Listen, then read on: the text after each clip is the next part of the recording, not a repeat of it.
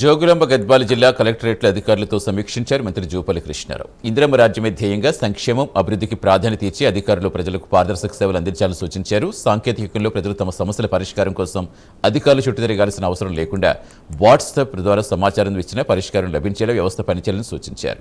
ఏ స్థాయి వ్యక్తి వచ్చినా గౌరవంగా స్వీకరించి వారి సమస్యలు శ్రద్ధగా విని వారంలోగా పరిష్కరించాలని ఆదేశించారు.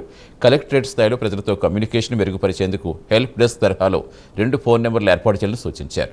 కళ్యాణ్ లక్ష్మి, షాదీ ముబారక్ వంటి సంక్షేమ పథకాల దరఖాస్తులు వేగంగా పూర్తి చేసి అర్హులకు లబ్ధి చేకూర్చాలని ఆదేశించారు జూపల్లి కృష్ణారావు.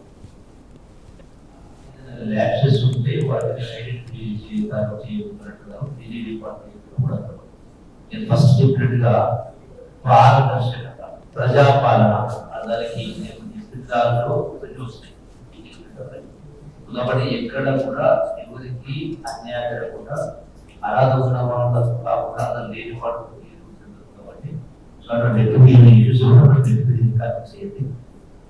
రెండవది సరే షీప్ సంబంధించి